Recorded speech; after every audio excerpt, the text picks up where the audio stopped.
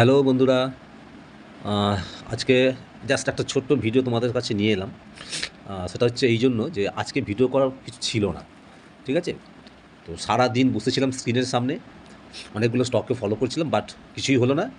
যে কারণে তা সত্ত্বেও আজকে এই ভিডিওটা আমি করছি, একটু ছোটো করেই করবো বন্ধুরা। কারণটা বলি কী কারণে। হ্যাঁ, এটা আমার মনে হয় জানলে তোমাদেরও ভালো হবে, ভালো লাগবে আশা করি ভিডিওটা। তো যাই হোক, দেখো ডেলি টাইম ফ্রেমে এই লোধা, দেখছো লোধা এই স্টকটা আমি ওপেন করেছি, ওকে চার্ট ওপেন করেছি ডেলি টাইম ফ্রেমে, ঠিক আছে? তো আমি হঠাৎ সকালবেলা দেখলাম, কালকে থেকেই দেখে রেখেছিলাম, একটু চোখে চোখে ছিলাম, সকালবেলা দেখলাম স্টকটা বেশ ভোলাটাইল, ওপেন হওয়ার সাথে সাথে ভোলাটাইল, কিন্তু কিছুক্ষণ বেশ নিচের দিকেই ছিল, ঠিক আছে?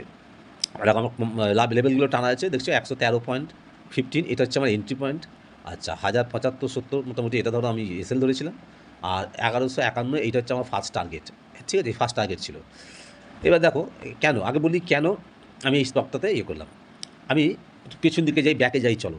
হ্যাঁ, আমি এইটাকে এন্ট্রি লেভেল কেন করলাম, এই যে 1113.15, এই যে এটাকে এন্ট্রি লেভেল কেন ধরলাম, দেখো একটু ব্যাকে গেলে দেখতে পাবে বন্ধুরা, একটু ব্যাকে গেলে এই দেখো, দেখেছো? একটু ব্যাকে এসে দেখা যাচ্ছে, দেখো এইখানে, হ্যাঁ, দেখো 18ই ফেব্রুয়ারি 2026, দেখো এখানে কিন্তু রেজিস্ট্যান্স নিয়েছিল এই 1113.15, ও রেজিস্ট্যান্স নিয়েছিল। আবার দেখো, হ্যাঁ, এইখানেও দেখো এই যে গ্রিন ক্যান্ডেলটা দেখছো, 5ই জানুয়ারি 2026, দেখো, হ্যাঁ, উপরে ওপরের দিকে ক্লোজ করেছিল, ঠিক কথাই 1113-র উপরে, কিন্তু দেখো তিনটে পরপর লাল ক্যান্ডেল করে আবার নিচে চলে এসেছিলো। এখানে আরেকটু আগে দেখো, এটা দেখলে বুঝতে পারবে, দেখো বড় রেড ক্যান্ডেলটা 17ই ডিসেম্বর 2025, দেখো ওপরে খুলেছিল, ঠিক এই 1113.15-এর ওপরেই খুলেছিল, ওপেন হওয়ার পর দেখো সোজা নিচে চলে এসেছিলো। দেখো এখানেও ঠিক তাই করেছে। ওই জন্য আমার মনে হলো এই লেভেলটা খুব ইম্পর্টেন্ট। যখন এই লেভেলটাকে আমার মনে হলো যে এই ব্রেকআউট দেবে না, একটা ভালো মুভমেন্ট দিতে পারে বলে আমার মনে হলো। দেখো বন্ধুরা, আমি কিন্তু খুব সিম্পল অ্যানালাইসিস করি, কোনো রকম কোনো ইন্ডিকেটার ব্যবহার করার কোনো প্রয়োজনই নেই, শুধু কিছু টুলস ব্যবহার করি। টুলসগুলো হচ্ছে ওই ট্রেন্ড লাইন, আর ধরো সাপোর্ট রেজিস্ট্যান্স দেখার জন্য, ড্র করার জন্য ওই হরিজেন্টাল লাইনগুলো ড্র করি, আর পুরোপুরি প্রাইস অ্যাকশনকে ফলো করে আমি কাজ করি। তো দেখো, এবার তোমাকে কী বললাম, আমি বড় টাইম ফ্রেমে মানে ডেলি চার্টে মোটামুটি আমি বুঝে গেলাম যে এই লেভেলটাকে ও যদি ব্রেকআউট দেয় তাহলে কোথাও দিয়েও যেতে পারে, আমার টার্গেট হতে পারে। না, এই দেখো, এইটা আমি টার্গেট করলাম কেন না, এইটা টার্গেট করার কারণ কি দেখো, এই দেখো 1% যদি হিসেব করো, আমি যে স্টপ লসটা ধরেছি, হ্যাঁ, সেই হিসেবে যদি করো ওটাও হবে। আবার এখানেও দেখো মোটামুটি এই লেভেলটাকে অনেক দিন ধরে দেখো এই লেভেলটা কি, হ্যাঁ, মানে টার্গেট, এই যে টার্গেটটা 1151, এই দেখো, দেখেছো অনেক দিন ধরে কিন্তু এখানেও রেজিস্ট্যান্স নিচ্ছে, তারপর ব্রেকআউট দিয়েছিল। ব্রেকআউট দিয়ে আবার দেখো ব্রেকআউট দিয়ে, হ্যাঁ, ব্রেকআউট দিয়ে ওপরে গিয়েছিল, এই যে গ্রিন ক্যান্ডেলটা ওপরে, গ্রিন ক্যান্ডেলটা ওপরে গিয়েছিল 16ই অক্টোবর 2025। দেখো এখানে হেজিং করেছিল, কনসোলিডেশন করেছিল, ওই একটু নিচে আস্তে আস্তে আস্তে, তাও এর নিচে আসে না, এই লাল, এটা এত পর্যন্ত এসে, এই লেভেলটা পর্যন্ত এসে, হ্যাঁ, 1164 লেভেল পর্যন্ত এসে এখান থেকে আবার উপরে উঠে গেছিলো, ও আবার কিছুটা উপরে গিয়ে আবার প্রত্যেক নিচে চলে এসেছিলো। তাই আমি দেখলাম যে এটা একটা রেজিস্ট্যান্সের কাজ করছে, এবং আমি 1:1 তোমাদের বলেছি, ইন্টারডের ক্ষেত্রে ইন্টারডে করলে 1:1 রেশিওতে কাজ করি। তো চলো, আমার মোটামুটি এখান থেকে যে রেশিওটা হচ্ছে 1075-70 থেকে 1113 যেটা হচ্ছে, আমি এখানে ফার্স্ট আমার টার্গেট রেখেছিলাম, আর সেকেন্ড টার্গেট হচ্ছে এই যে বক্সটা করছি, বক্সের এই দ্বিতীয় লাইনটা, মানে এই ধরো 1190-40, ঠিক আছে?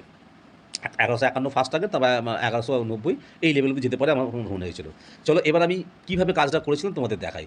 এবার এটাকে আমি 5 মিনিটের চার্টে ট্রান্সফার করে নিয়েছি, কনভার্ট করে নিয়েছি, ওকে? 5 মিনিটের চার্টে, দেখো 5 মিনিটের চার্টে চলে গেলাম, যেখানে যা ছিল লেভেল সেখানে তাই আছে, আমি কিচ্ছু চেঞ্জ করিনি, ওকে?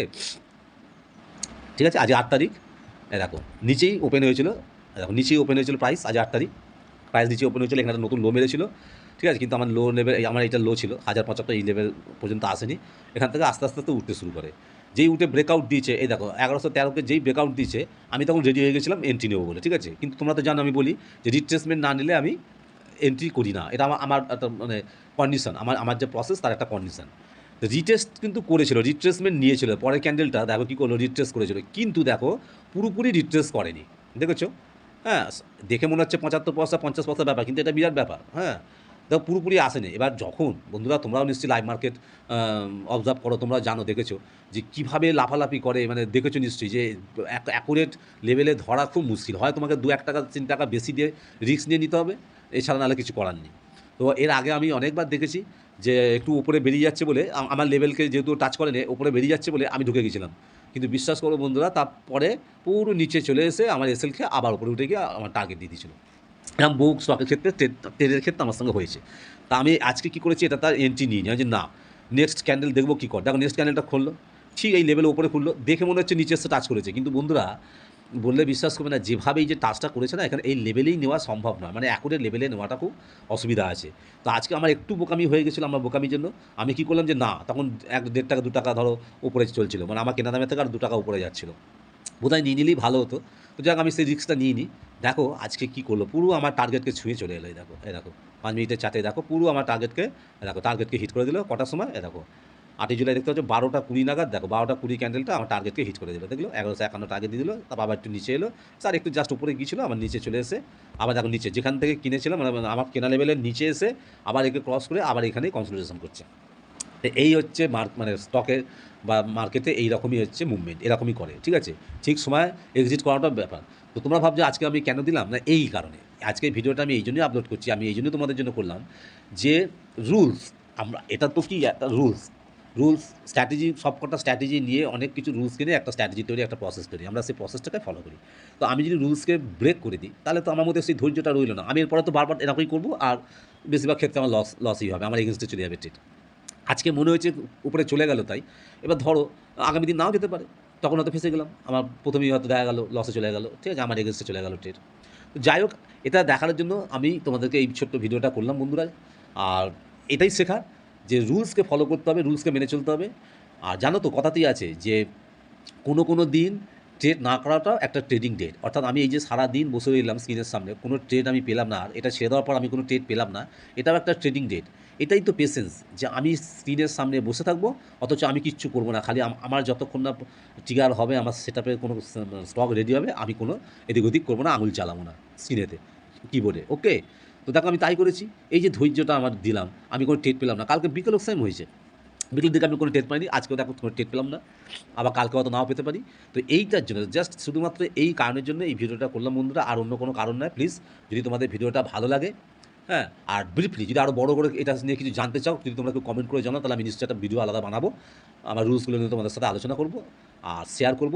এটা অনলি ফর লার্নিং পারপাসে, আমি দেখো নিজে শিখছি, কীভাবে শিখছি সেটা তোমাদের সাথে শেয়ার করছি, আমার খুব ভালো লাগছে। ভিডিওটা যদি তোমাদের ভালো লেগে থাকে তাহলে অবশ্যই একটা লাইক দিও, যারা নতুন দেখছো সাবস্ক্রাইব করোনি তাদেরকে বলবো যে প্লিজ একটা চ্যানেলটাকে সাবস্ক্রাইব করে রাখো। তাহলে চলো আজকের মতো ভিডিওটা এখানেই শেষ করছি, নেক্সট দিন দেখা যাক কী হয়, ওকে। ভিডিওটা দেখার জন্য তোমাদের সকলকে অনেক অনেক ধন্যবাদ।